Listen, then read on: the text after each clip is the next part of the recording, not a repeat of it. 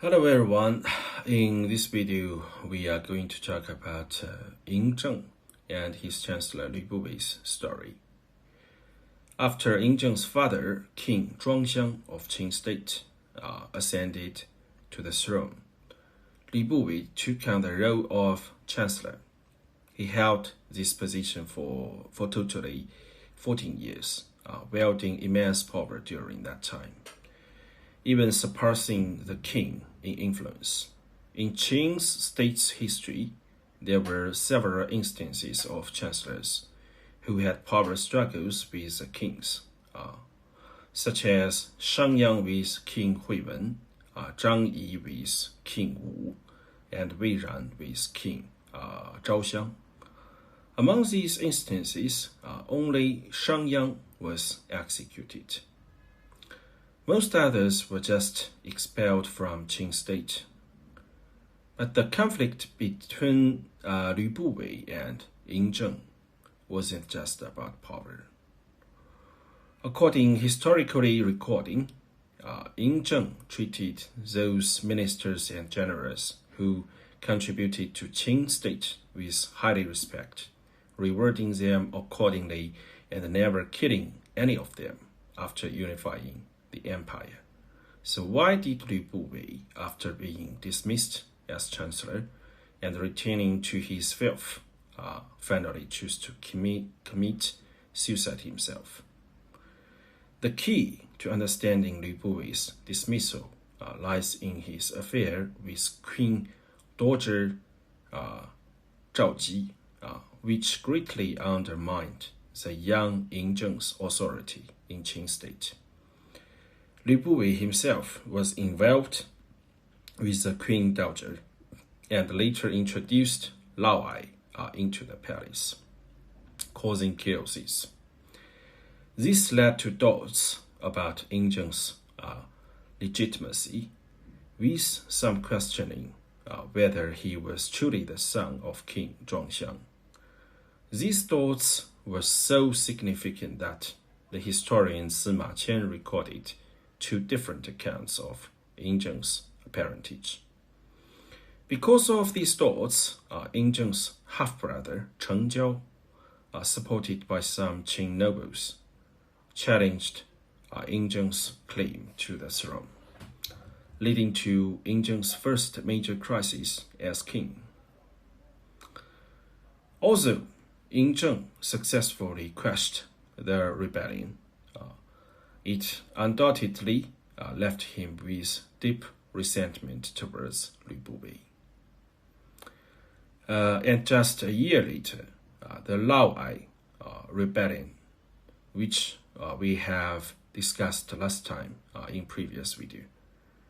This rebellion took place, and Queen Dowager Zhao Ji had two illegitimate sons with Lu Buwei, who then attempted to usurp power by attacking the king's palace. The rebellion was swiftly suppressed, but it greatly tarnished the reputation of Ying Zheng and the Qing state royal family. Objectively, Lu Buwei bore some responsibility for the rebellions of both Cheng Jiao and Lu Buwei. After investigating the matter, Ying Zheng, considering Lu Buwei's past contributions to himself and his father, chose not to execute him, but instead dismissed him from his position and exiled him from the capital to his fief in Henan Luoyang. Originally, Ying Zheng intended to leave it at that, but after Lu Buwei returned to his fief in Luoyang, he began receiving visits from envoys and guests from various states. Despite no longer being Qing's chancellor, Lu Buwei had held significant power in Qing state for over a decade and still had considerable influence both within Qing and in other states. Lu Buwei's activities in Luoyang began to worry Ying Zheng. He feared that if Lu Buwei were to serve as a chancellor in another state, it could be very detrimental to Qing state. Ying Zheng was also concerned that Lu Buwei, with his talent and influence, might conspire against him. So Ying Zheng sent Lu Buwei a short, sharp letter.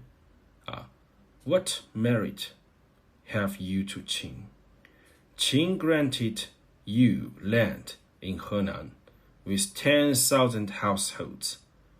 What kingship have you to Qing? Yet you are called the foster father. Move with your family to Shu, now in Sichuan. The letter's message was clear. What have you done for Qing? Qing granted you a fief in Henan. What is your relation to the Qing king? Yet you call yourself the foster father. You and your family should move to Shu. Shu is a heartland of Qing state. Was difficult to access, making it nearly impossible to maintain connections with other states or even exert influence in his own fief. Although Ying Zheng's letter didn't explicitly threaten Lu Buwei's life, Lu Buwei, upon reading it, chose to drink poison and end his life. But why did he choose to die? In truth, Lu Buwei had seen this coming ever since Laoai's rebellion. Lu Buwei had introduced Laoai to the Queen Dowager, making him complicit. Although Ying Zheng had spared his life, he left him with the possibility of returning to politics. However, after over a year in Luoyang, Ying Zheng sent another letter ordering Lu Buwei to move to Shu and severely reprimanding him. This indicated that two significant changes had occurred. First, from Ying Zheng's perspective, Lu Buwei's frequent interactions with important figures from other states in Luoyang showed that he would not change his political views, which could become a threat to Qing state. Second, from Lu Buwei's perspective, this confirmed that Ying Zheng and the ruling faction had completely rejected his political ideas and were now deeply wary of him, shattering any hope of his return to the Qing court.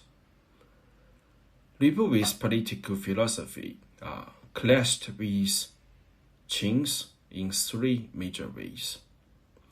While Lu Buwei supported legal reforms, he didn't agree with Qing's harsh legalism, which contradicted the strict legalist tradition established by Shenyang. Lu Buwei advocated for a feudal system with a focus on moral governance, without a strong desire for unification, which was fundamentally opposed to Qing's centralized system. And Lu Buwei sought to incorporate the teachings of ancient sages and blend various schools of thought into governance, clashing with Qing's strict adherence to legalism. His intentions are evident in the Lu Shi Chunqiu, a work he commissioned that draw from multiple philosophies. Lu Buwei hoped this text would complement the book of Lao Shang. The book of Lao Shang is a worked by Shang Yang, advocating for more lenient laws. However, due to the Lu Buwei incident, Lu Buwei's image as the foster father in Ying Zheng's eyes was tarnished, and the Lu Shi Chunqiu was rejected by Ying Zheng. So, when Ying Zheng wrote, "What merit have you to Qin? Qin granted you land in Henan with 10,000 households." He was denying Lu Buwei's contributions to Qin state. When he wrote, "What kingship have you to Qin, yet you are called the foster father," he dismissed the relationship that had once existed between them.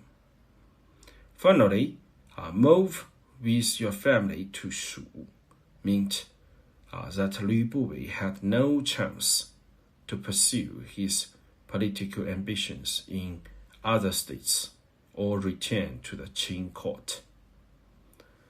Lu Buwei had originally invested in King Zhuangxiang, that was Ying Zheng's father. We know that, which was to transition from a merchant to a politician. These three sentences crushed all his hopes, and leaving him to fear that Ying Zheng might even pursue him legally, endangering his family. Thus, Lu Buwei chose to end his life by drinking poison.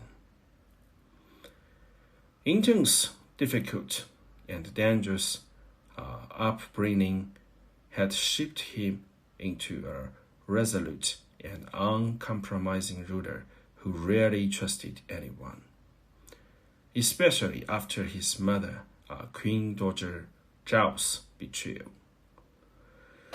The once harmonious relationship between Lu Buwei and Ying Zheng had deteriorated into this tragic outcome.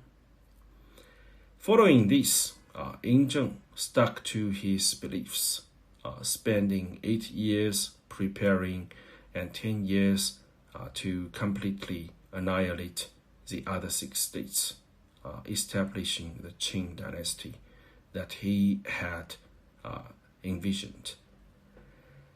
However, just 15 years after the founding of the Qing dynasty, large-scale rebellions broke out across the empire, and leading to its eventual downfall and a return to an era of fragmented power struggles.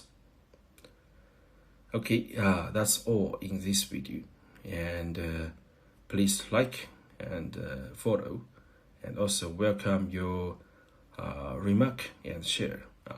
Thanks for watching for this video. See you in the next one.